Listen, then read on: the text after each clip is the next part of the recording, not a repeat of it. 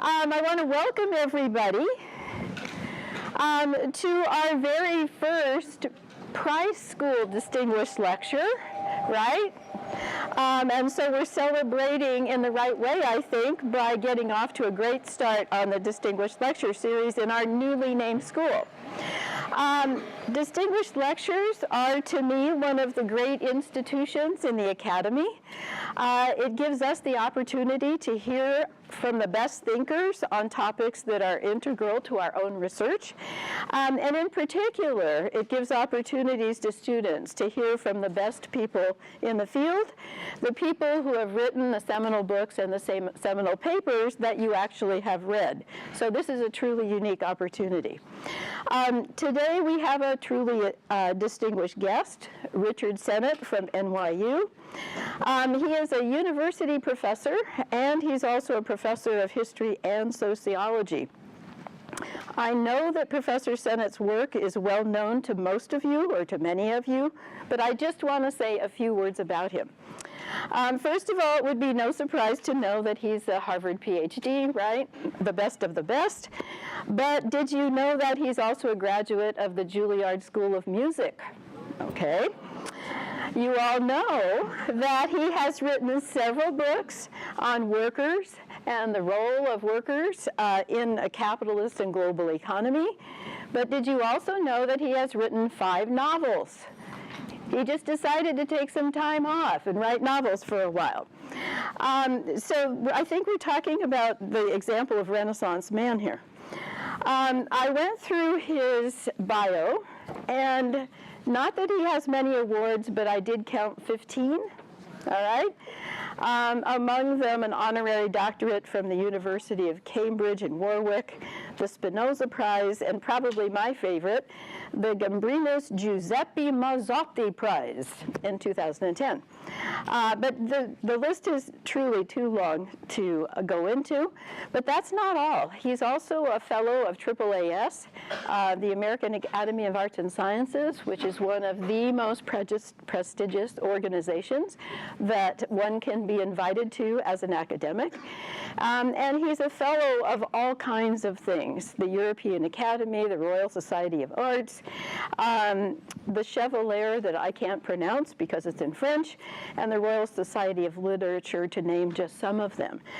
So this is a person who has reached the top of his field, and will be able to tell us things, I think, that will be truly interesting.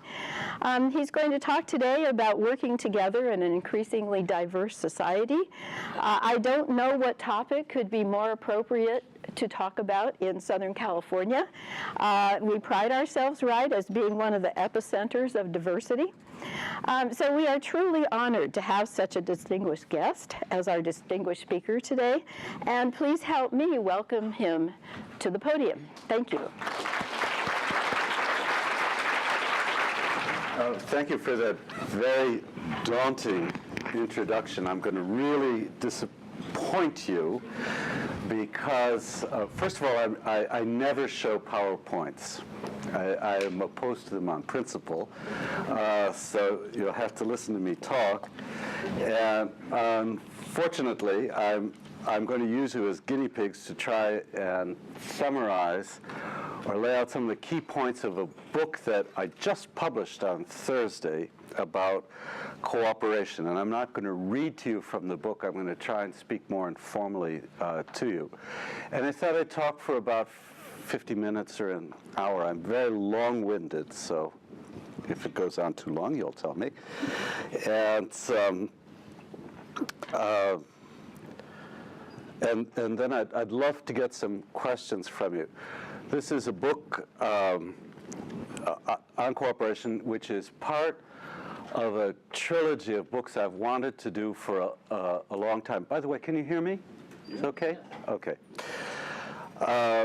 Which is a trilogy called Homo Faber, which means man as maker, or woman as maker. It's gender neutral. And it's a set of books about what are the skills that people need in order to manage everyday life. The first of these books is called The Craftsman, which came out in 2008. And that's a book about the skills that people need to manage physical things, and the theme of it is a relation between the head and the hand. The theme of it is a very simple one, that it's by learning how to deal with material things that we also develop our mental and emotional understanding. This second book, which came out on Thursday, I still can't believe it, is called Together, The Rituals, Pleasures, and Politics of Cooperation, and it's published by Yale. It's really cheap. I think it's $19 or something like that. I urge you all to buy several copies. And this book is about social skills. And I've been asking myself, what's the relationship between people's physical understanding of how to do things well and their understanding of how to deal well with other people? And the third volume in this trilogy is going to be a book about the habitat, and it's going to focus on what are the skills in which people need to design or inhabit complex environments. I'm particularly interested, I am an environmentalist, and I'm particularly interested in what are the skills that people need to deal with an environment which is in trouble? How do people learn to live with less? So that's the sort of overall design of this project. It's got a philosophical background. I am a pragmatist social philosopher, and pragmatism, as you may know, is a school that began in America in the late 19th century, which is concerned with practice, not necessarily with results, but from learning from experience and practice. Oh, thank you so much. So that's the sort of grounding for this big project. I guess I should start in this talk by saying something about the basics of cooperation. And I'll talk about that briefly. And then I want to say something about why we've got a problem in modern society, or a set of problems about cooperation. And I'll spend most of the time in this talk talking about the skills that are involved in cooperating in a particular kind of cooperation. And in other words, I'm going to talk about the craft of cooperation. And then I'd like, in the end of the talk, to speak a little about its political implications of what I've presented to you. Let me start by giving you a very, very simple definition of cooperation. It's the activity that we engage in, the work we do with others, to do things we can't do for ourselves. And if you put it that way, this is it's a kind of elemental human capacity. No baby could survive for very long without cooperative work with a parent. You can find the nipple, find food. We know from a lot of studies in modern psychology that impulses to cooperate, which may be genetically implanted, and I look at some of the evidence in my book for the notion that cooperation is genetically determined. But we know that those impulses become immediately necessary to human neonates. It's how we learn as children, it's how we learn to deal with siblings as well as with people on whom we depend. That model, however, the model that cooperation is natural to us, can't be just left intact, because by the time we reach adulthood, we're having to negotiate lots of issues with cooperation that don't have a referent in childhood experience. And I'm going to name two of them to you. One is the relationship between cooperation and autonomy. We know that for children, aged even so old as 4 or 5, that there isn't a zero-sum game that operates when they cooperate with other children. That on the whole, they feel filled, it's a kind of win-win game, that they feel that they gain more in dealing with other children. Around the ages of 5 and 6, that begins to change. And one of the ways it changes is that human beings begin to articulate for themselves concepts of self-identity and autonomy which seemed threatened by cooperative activity, so that you move from a win-win situation to something that looks like a zero-sum game. What I give to you, I lose for myself. It's a very, very complex process, and as I say, if you buy this very inexpensive book, you can learn in great detail how it happens. The ultimate arrival of that sociologically is what to do, how to cooperate with people who are unlike yourself. Blacks and whites cooperating, working class and middle class people cooperating, migrants and natives. There you've got a situation in which the problems of autonomy that surface early in the life cycle take on a different form, which is how can you cooperate across the boundaries of difference, social difference.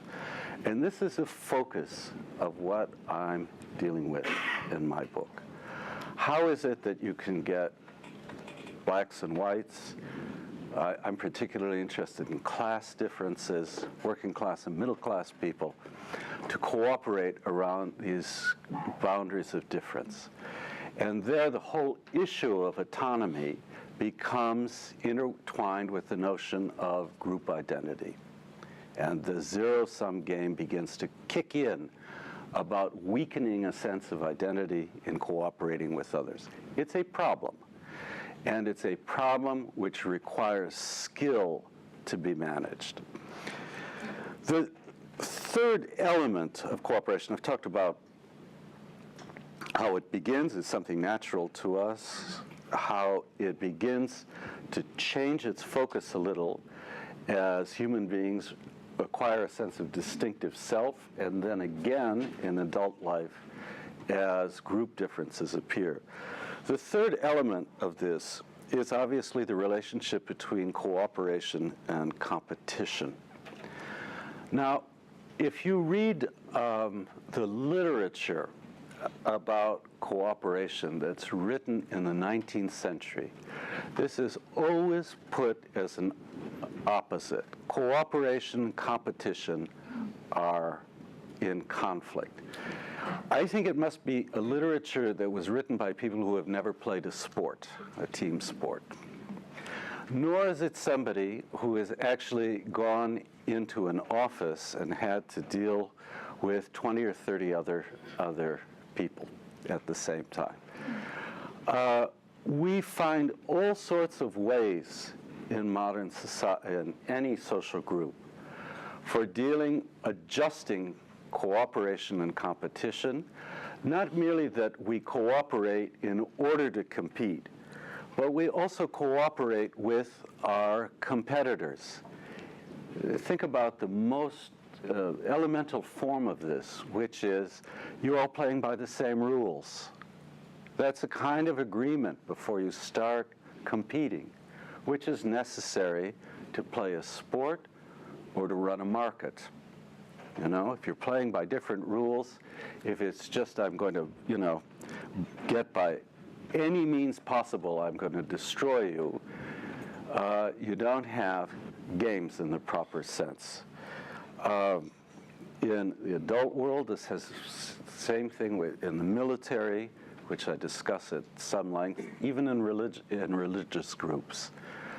So what you want to get out of your minds about, as a basic thing about cooperation, is that somehow it's inimical to competition. They combine, and the ways of combining them, again, require skill. So there's just three kind of points of orientation about what we mean when we use the word cooperation. Within that context, we have problems in modern society about practicing skilled cooperation. And I'm going to describe three of them to you, or just name three of them to you. The first could be called a problem of tribalism. And if any of you have been attending to these various Republican debates in the last few months, or any of you listen to Fox News, I guess I don't have to give you a definition of tribalism.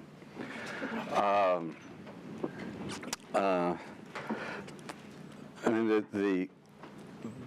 the sort of key term in the lock for me about this, when I went to pick up my young grandson from school, and over the school the playground loudspeaker, somebody had put on Lily Allen's song, fuck you, you know this song, we hate you and all your crew. I thought, okay, this is tribalism. I keep thinking I'm listening to a version of that song whenever I turn on Fox News.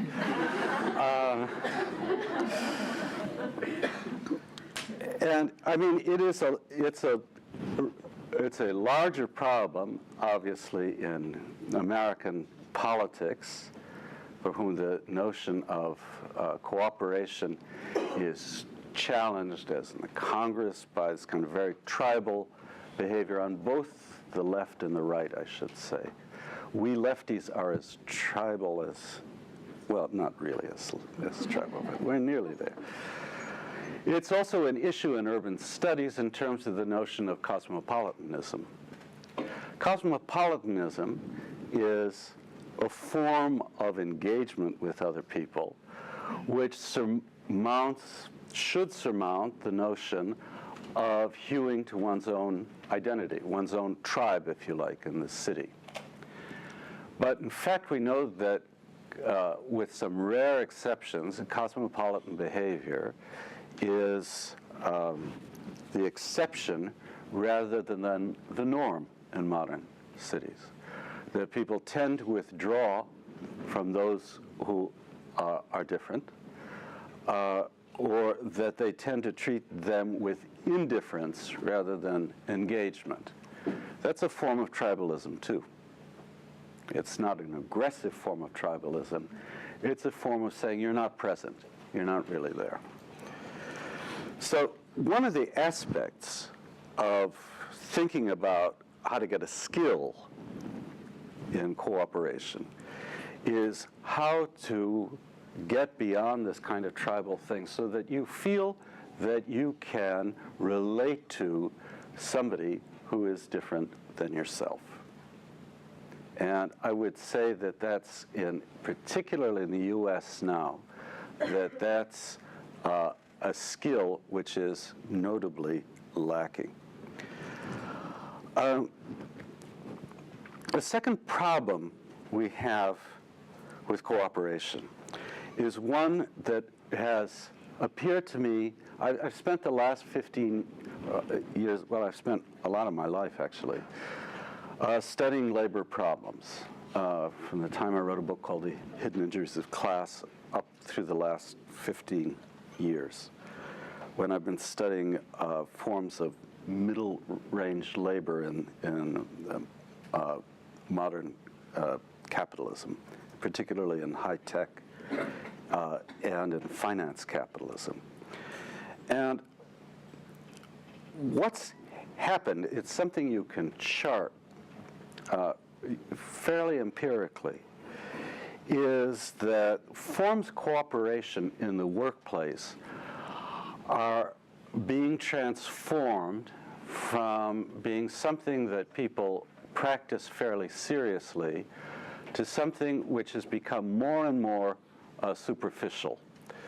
My team and I have just completed a study, which is a report on in my book, about how that happened to people who work on Wall Street and the finance industry at the low level, not the top 1%, but people in the back office who are auditors, account clerks, and the like. And one of the narratives that they have given us about their work is that finance capitalism, working for merchant banks or large firms, has seen for these middle-range employers, has seen a decline in people actually seriously reaching out to other people to help them get work done, and instead a set of very superficial ideas of teamwork, where essentially you're showing off to your superiors just how cooperative you are, but in fact you don't take it seriously. And this is not an economic motive to this. This is a sociological transformation where what employers look for is a perversion of autonomy, where you show that you're independent, i.e. that you can do without the people you're working with. It's a very complicated phenomenon. I'm going to, if you like, I'll talk to you endlessly about it in the questions. But what I want to flag to you here is that even in this, snake pit of finance capitalism, what you find is something that workers in other industries, and certainly in manual labor industries, report, which is that cooperation in the workplace of a significant sort, where you cover for other people, where you try and get the job done without drawing attention to yourself, that these are forms of work behavior which are diminishing. And what's taking its place is something like a kind of little drama of being a nice guy. I'll give you one instance of this. I interviewed 82, well, I and my two long-suffering graduate students interviewed 82 people who had lost their jobs in 2008 in Lehman Brothers and other Wall Street firms. And we got back from, I would say, at least 2/3 of the following. People that they had worked for, bosses who had let them go, usually by email. When they were cleaning out their desks, there was a kind of ritual of the boss saying, if they said anything at all, "I'm so sorry about this, it wasn't my fault." When the employees said, "Well, how can you help me now?" The response was, "Well, stay in touch, send me an email." And none of these employees who got that response ever heard from their bosses again. There is a feeling that this is something that kind of indifference is something that did not mark the way in which firms like Lehman Brothers in particular operated in an earlier phase of capitalism.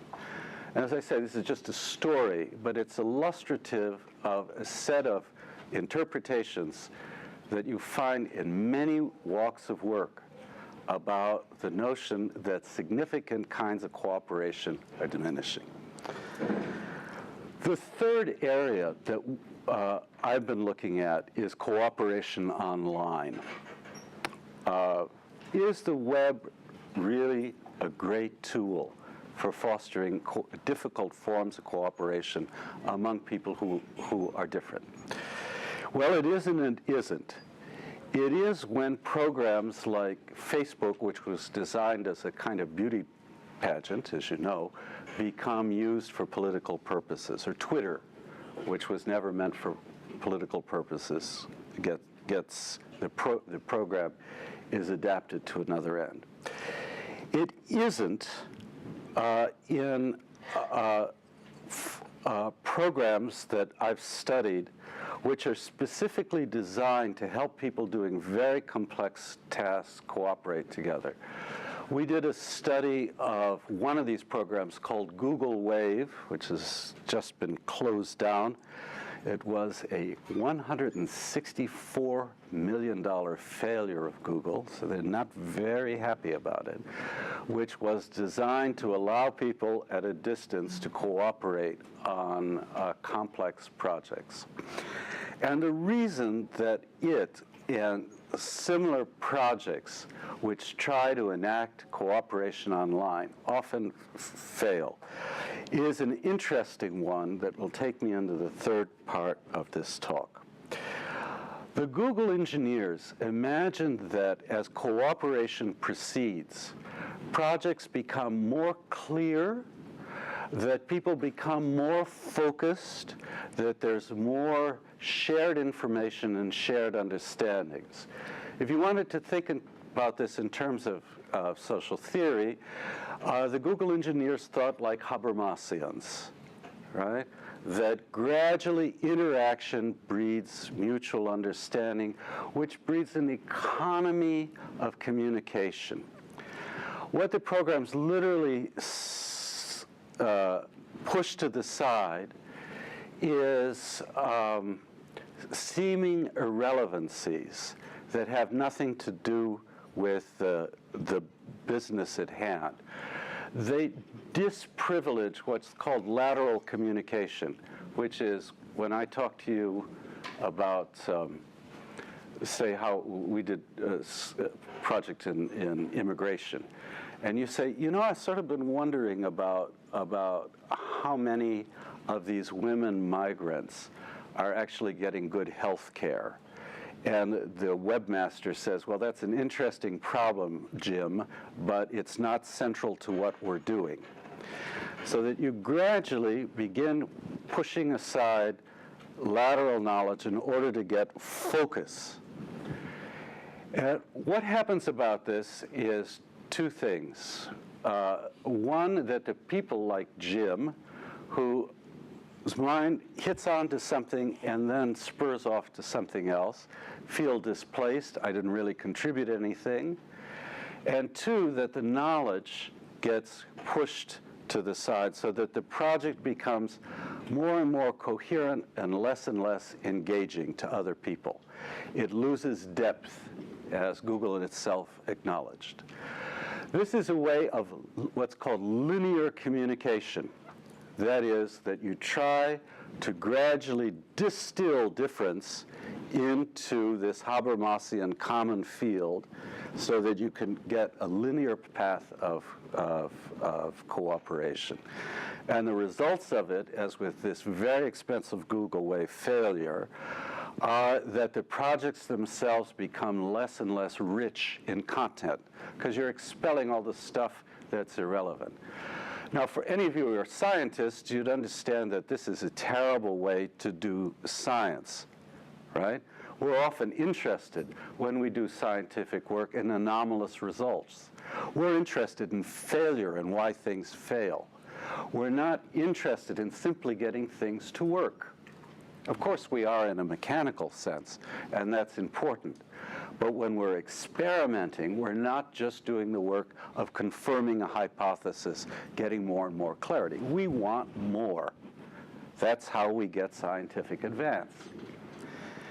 And Google, which had planned to sell this, I was at MIT the year that the Google salesman came to, this was originally, was not going to be online for free. And he started describing this, and I remember a colleague of mine said, well, that's fine, but you've come to the wrong engineering school. We're interested in problem finding rather than problem solving.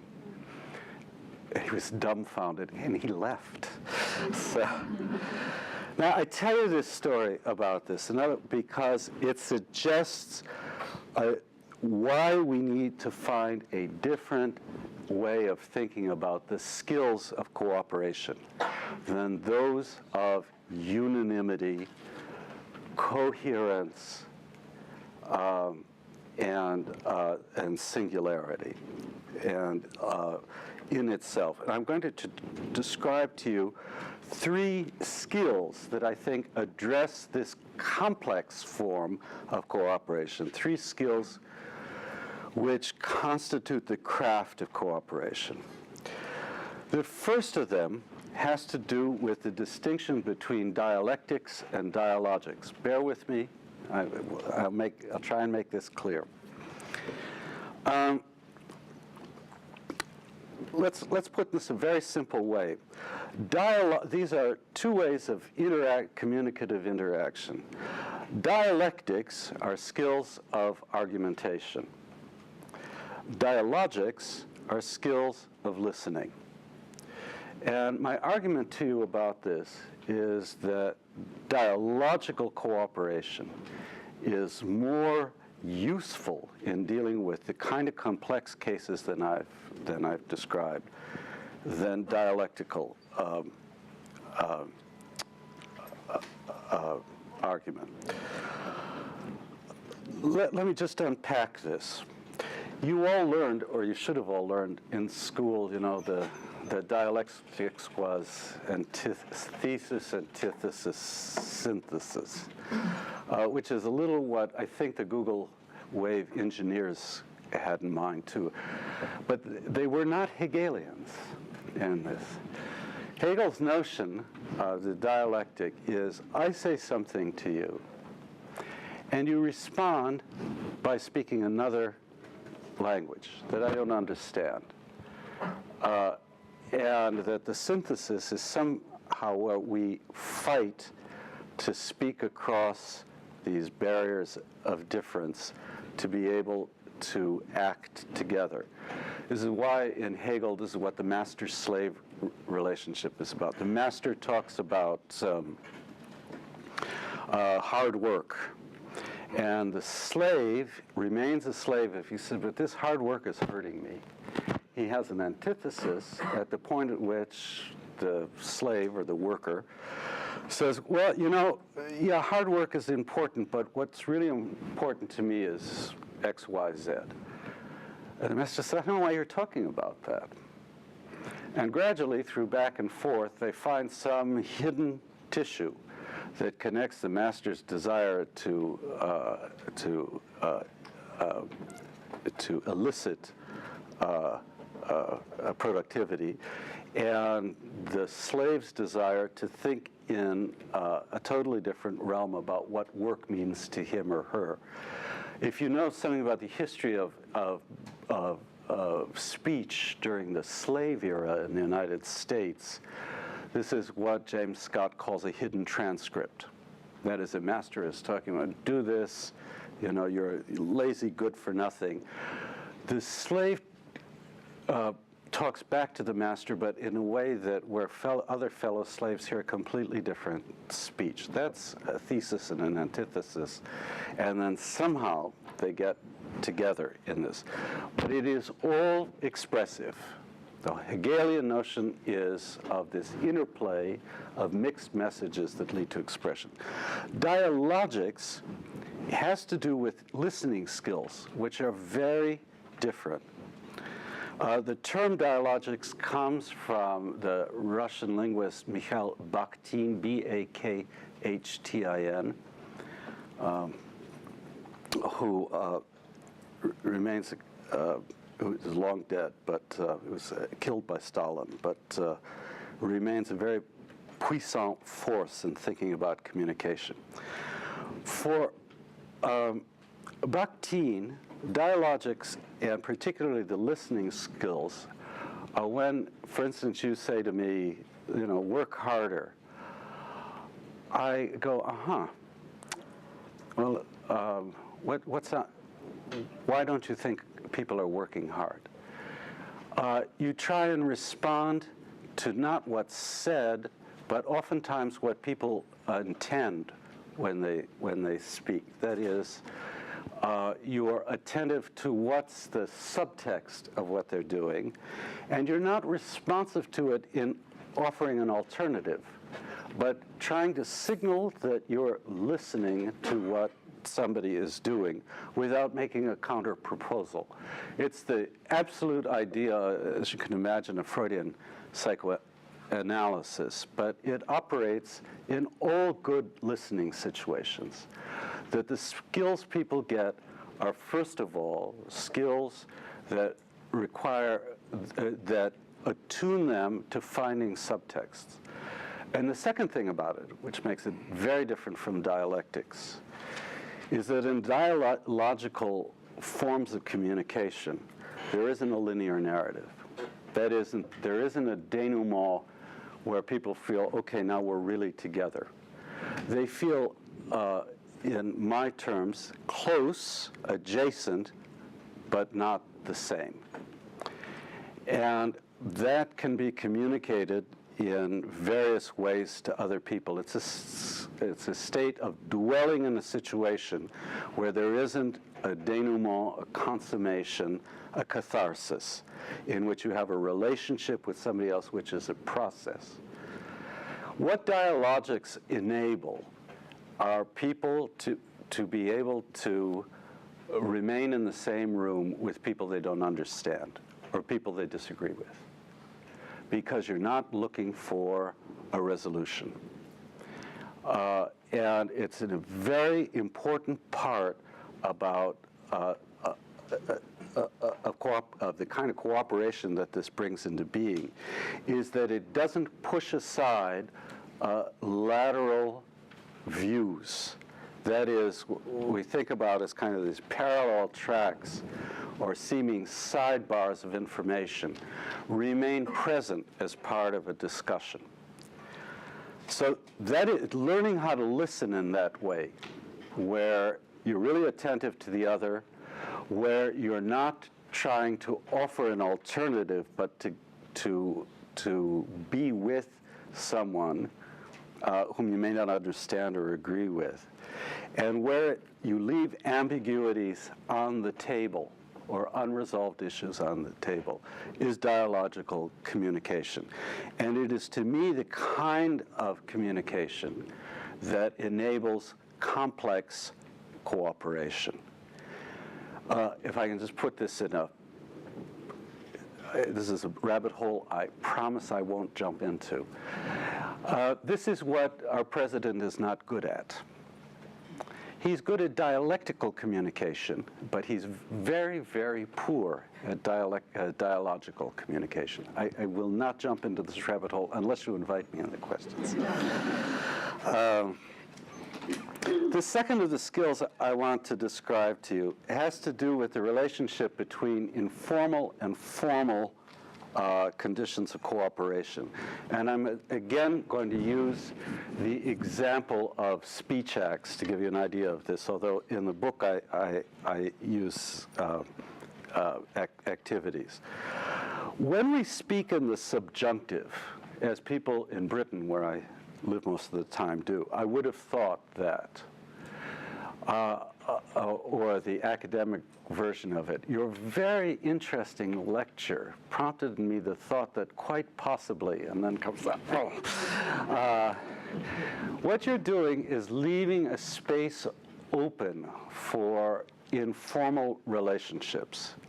You're avoiding as a speech act the declarative, which is, I think that. And I would have thought that, or perhaps even, is a way of leaving undefined, open to informal negotiation, the relations between people.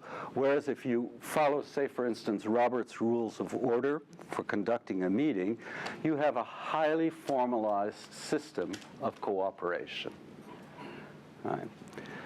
Now, what interested me in the book about this was that most diplomatic work requires mastery of the subjunctive. You cannot, diplomacy fails, and I give quite a lot of examples in the book of this. Diplomacy fails through formalization. When you're, even in negotiating a treaty between a victor and a vanquished and the defeated. Diplomats use this subjunctive way of thinking in order to find ways of coming to an agreement which doesn't lead people to storm out of the room and say, we'll fight to the last soldier, etc. It's also true, as we found quite surprisingly on Wall Street, in certain finance firms. These are the opposite of the way the way Apple ran under Steve Jobs, in which everything was declaration. These finance firms, the ones that held together, people seemed to go the extra mile for their employers, were ones in which there was a kind of tentativeness. They weren't Gordon Geckos or anything like that. There was a kind of tentativeness about this. And it's something that I think we experience in everyday life. Declarative speech is a way of disabling complex cooperation. That's the idea of this. The third of these skills is derivable from the first two, and here I'm sorry I'm going to have to talk social theory too, but I'll do it briefly. It's the distinction between empathy and sympathy. When Adam Smith thought about what enabled cooperation between people, he thought about sympathetic identification. That is, a rich person sees a poor person starving and goes over to them and offers them a crust of bread or a coin. In Smith's mind, what was happening that was a version of Clinton's famous "I feel your pain," right? So, you identify, you put yourself in their place, as the Bible says, and so you engage in an act that helps the other. Smith himself wasn't this is in the theory of moral sentiments. Smith himself wasn't entirely happy with this idea because it's kind of Pollyanna do-gooderism.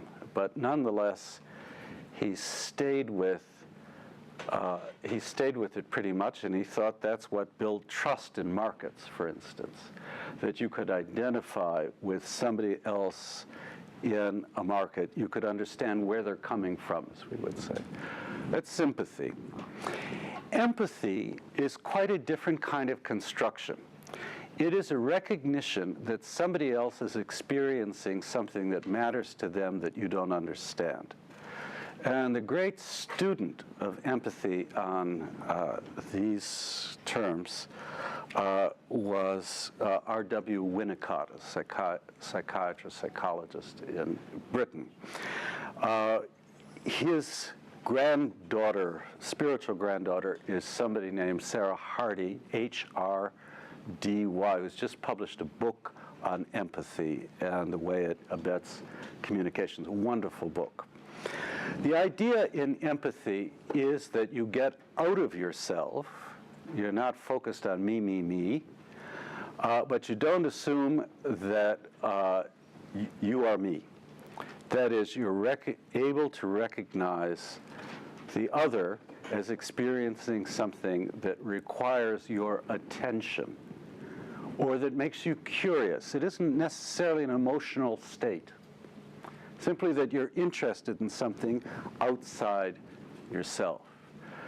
Empathy is something that leaves certain forms of identity intact. That is, for the African Americans in this audience, if I'm interested in your experience, it doesn't mean I'm going to stop having white skin or having white references.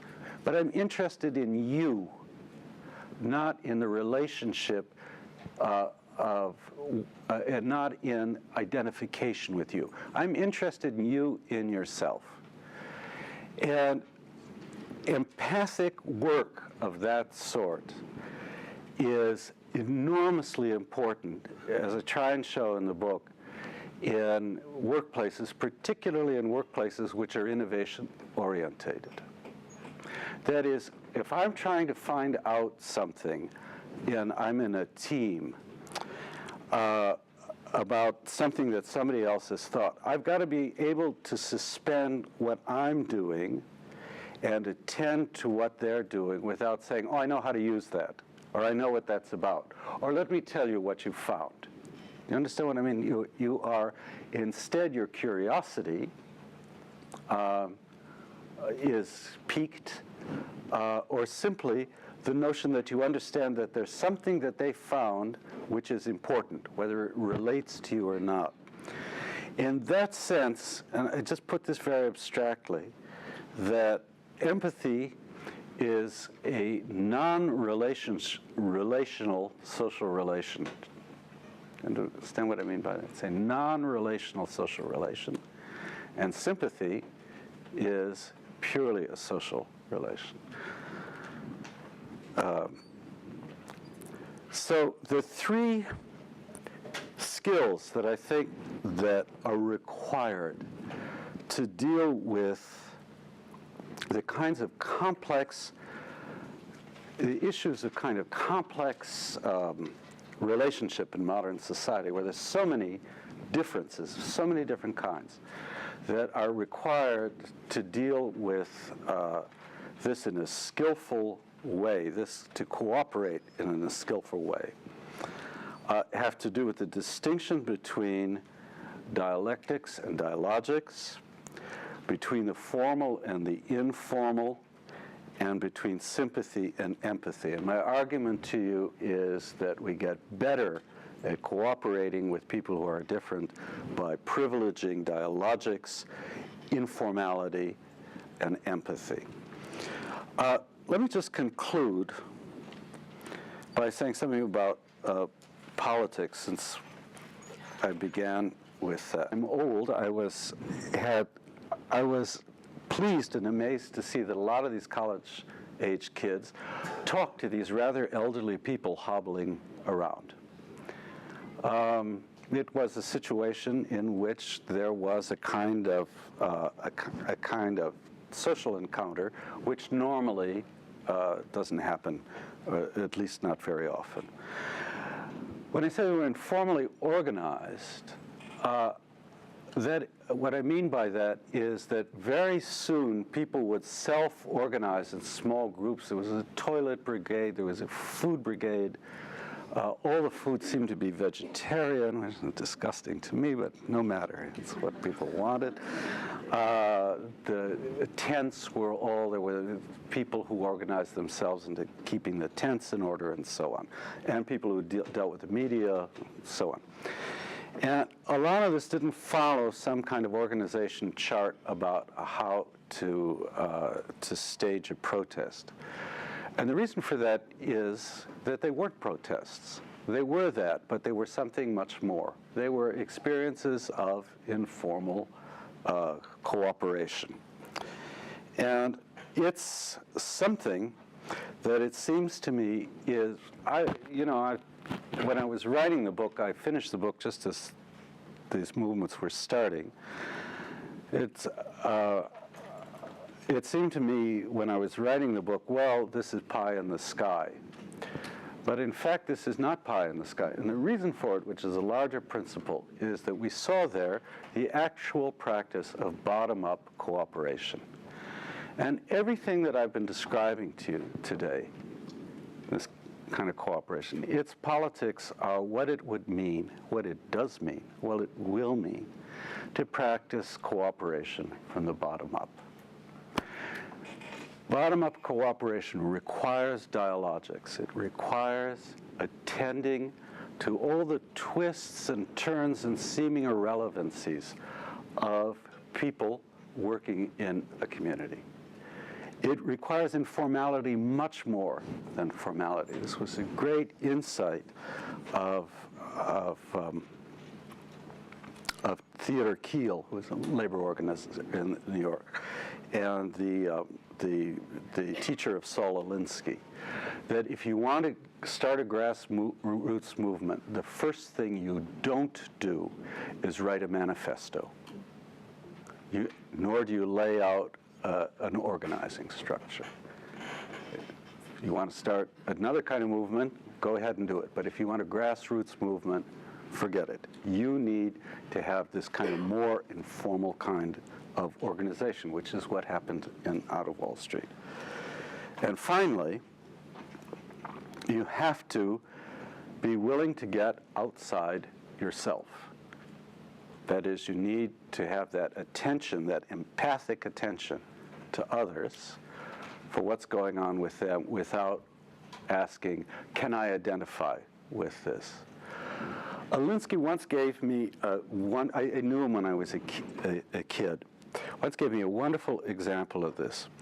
He'd given a speech, one of the few speeches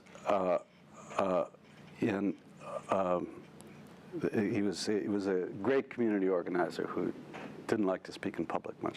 But he'd given a speech, and somebody got up and said, Mr. Alinsky, I can't find myself in what you're talking about. And he's such a genius. He said, oh, good. That's a way of teaching empathy. I can't remember who this was who said that to him. But i.e. that we're not engaged in the work of creating mutual sympathy.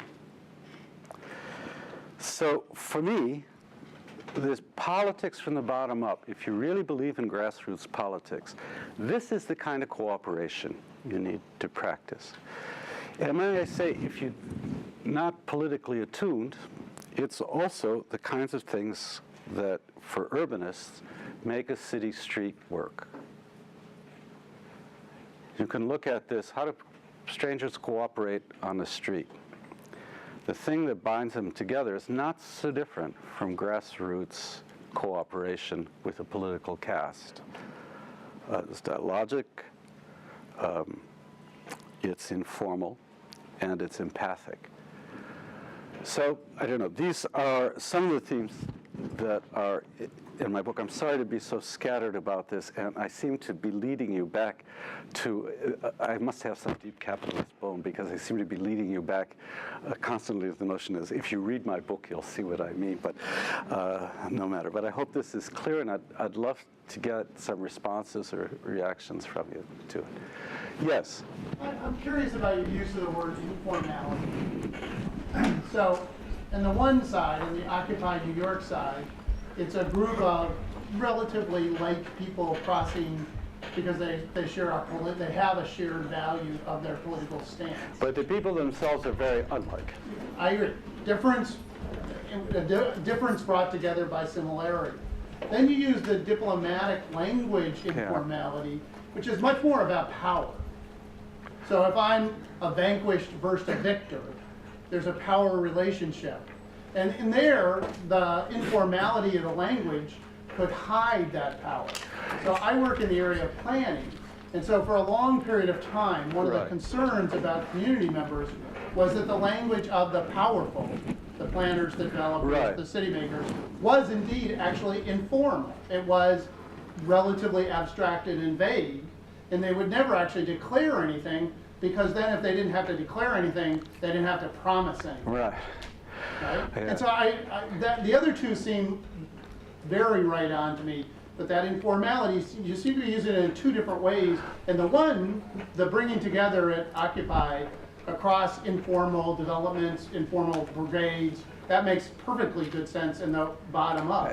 But then how the bottom up then relates to the top, see, the informality seems both a positive and a potential negative. Yeah, this is a very interesting. This is a very interesting criticism, which I'll have to. I don't think rapidly on my feet, but I will digest. What I would say to you about diplomats is what they share is a professional formation as diplomats. Very few diplomats have any power on their own. And that's why they're so interesting to study. It's their common professional formation that allows them to negotiate with each other in order to negotiate in turn with their masters. And a really good diplomat like John Huntsman, who just quit the Republican campaign, is somebody who is able to negotiate with to conduct kind of two-way negotiation with his masters and with in this case, the Chinese over trade things. That's not quite the same thing as a planner fighting City Hall. It's not quite an analogous situation. But I take on board, absolutely, the notion that informality can be a weak tool if what you're dealing with is naked power. Then you're in a pure conflict or competitive situation in which neither side wants to deal with the other. Yeah, I think your first one. Yeah, no, I understand what you're saying. Yeah. It could push the informality. The dialogic really works, I think, to get the need, but I still worry about the informality. Right. Yeah. Do you think that if you take out the planner versus City Hall for a moment, and you think about this in a business, though, would you say that that's the same? Is that the same situation? There's a difference in power between the boss and his employee. But if the boss tries to rule by sheer brute force, do what I say or I'll fire you, the result is very low productivity. Bosses need to get their employees on board,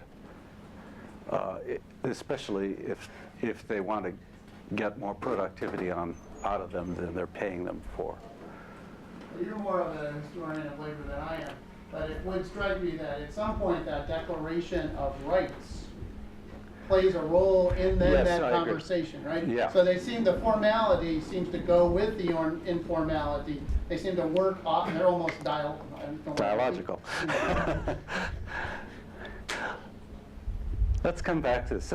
Someone else? I really appreciated and enjoyed the ease with which you were able to go back and forth between cognitive and sociological kinds of questions. Thank you. The piece that I was curious about then was more of the cultural or historical implications of context of the skill sets. So, for example, I imagine that the kind of sympathy that Adam Smith described is experienced differently in an era dominated by church-based charity than an era dominated by progressive state welfare. Right. This is a terribly important issue. So the notion is, what's the kind of cultural, historical framework for this? I'll tell you what it is for me, and it's, I hope I don't cause anybody here offense in saying this. What I believe and what I argue in the book is that in the religious crisis in corporation really begins with Protestantism, and that the issue in Protestantism is, on the one hand, the rejection of authority and as a road to faith, which is what partially what Luther's about, and then the identification with other people through the common reading of the Bible. And that's where his notion on everybody needs the skills of literacy in order to be able to cooperate on an equal frame in interpreting the Bible. The problem is that for Luther, the ultimate, if you like, the ultimate consummation of faith is completely individual and internal. That is, that faith and autonomy ultimately are inseparable. In the scheme that he sought to overthrow in Catholicism, ritual plays quite a different role. People have a cooperative experience in practicing ritual without even the need to believe in what they're doing. The priests will always tell you this. When I was in Catholic school, the nuns always said, "You don't know what the words are anyhow, but you've got to learn how to pray." you know. And that for Luther was, this is horrible. So what you've got is this very complicated phenomenon in Western culture. You have a split in Christianity between ritual is playing a key role, rituals of cooperation, but these are not antithetical to subordination and power. In Luther, you've got a desire for cooperation of a less ritualized form. It doesn't get rid of it entirely, but at a less ritualized form,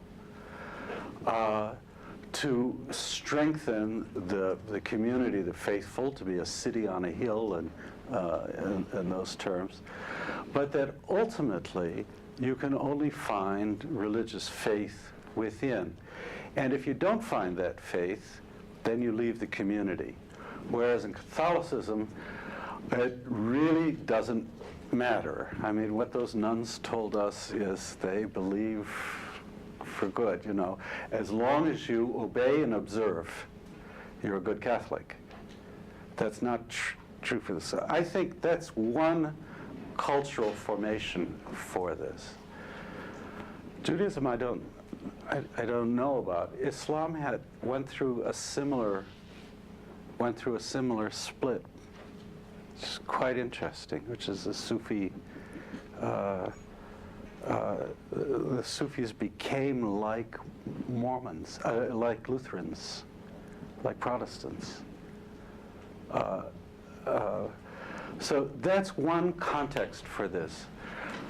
And the reason I made such a to-do about this is that in my bailiwick, people are always saying things like, well, it's all the fault of capitalism.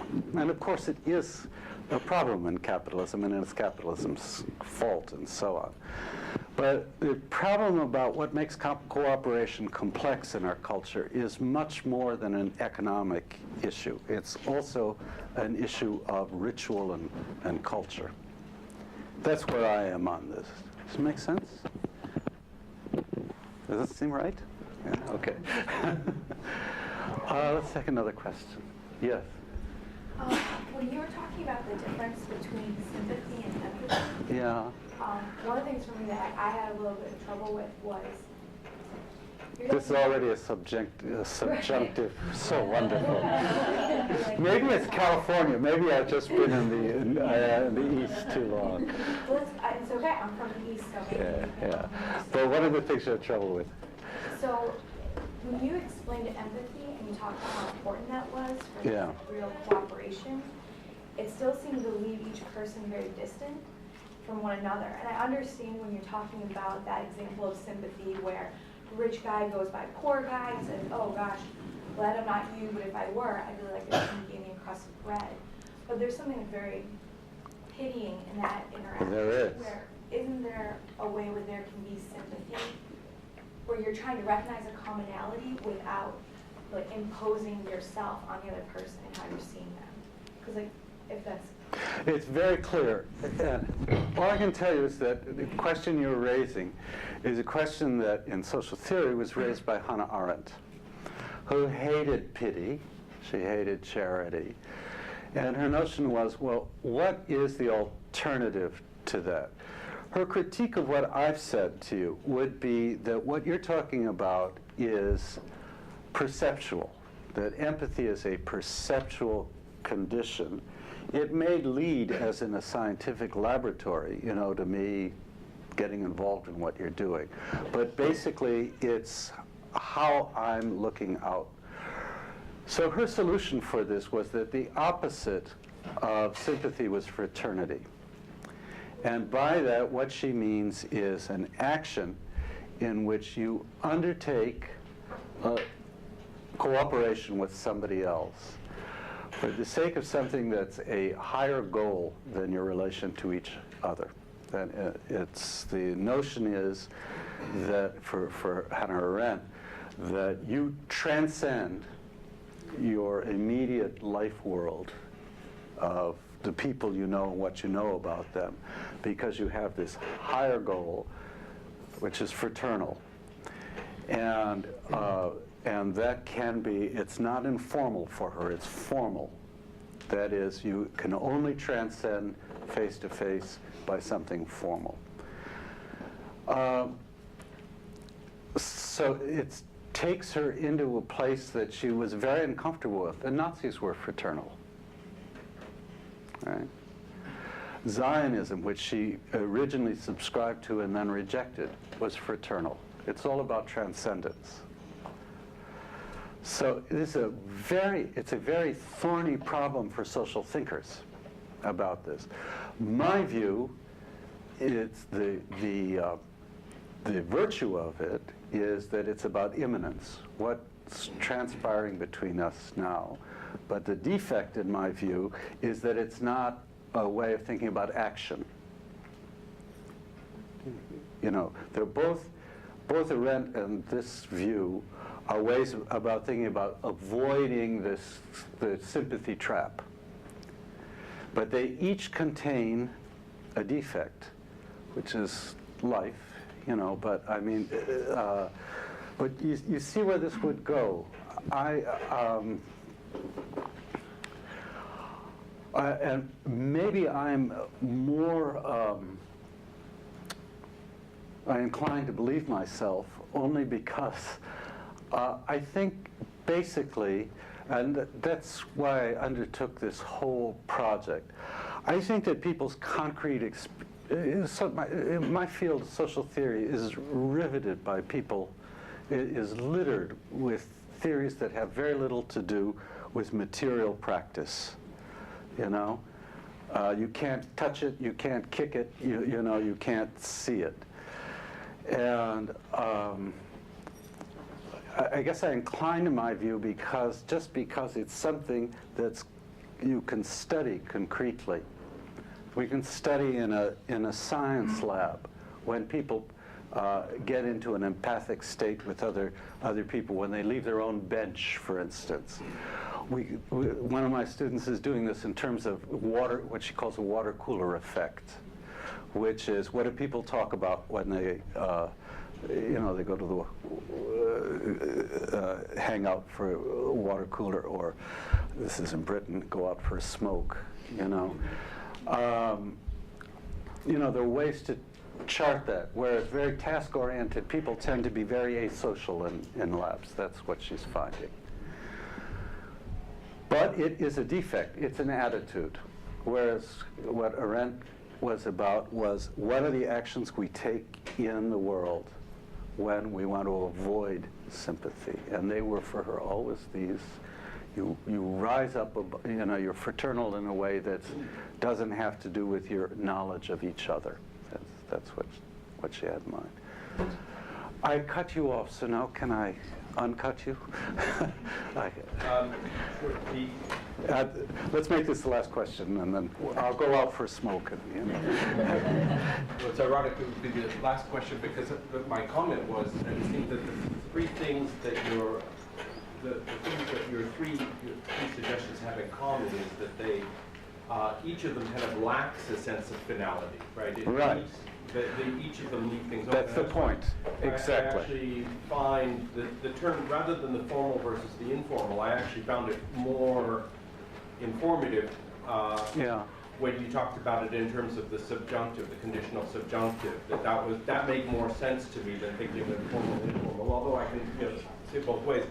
But my question was that on each of those three, to the extent that each of them is kind of leaving something open, I'm wondering, you didn't use the word ambiguity as I recollect, but it seems that maybe strategic ambiguity, which is also a term that's used diplomatically a lot, for example, the U.S. relationship with China vis-a-vis Taiwan, for example, strategic ambiguity is the official sort of policy that we have. And I'm wondering if ambiguity might be a kind of unifying element. Maybe that is better, and that goes back to the first comment as well. Well, let's just think this out. So rather than informal and formal, we'd use perhaps open and closed, ambiguous and I would say form and the process. set for the set as a whole. For formal versus informal, I like the reference to the subjunctive conditional. I found that very very subjunctive, declarative. Both these comments really useful to me. I have to. There is going to be a second edition. My second editions are. If that's the last question, then we have to thank you. Oh well.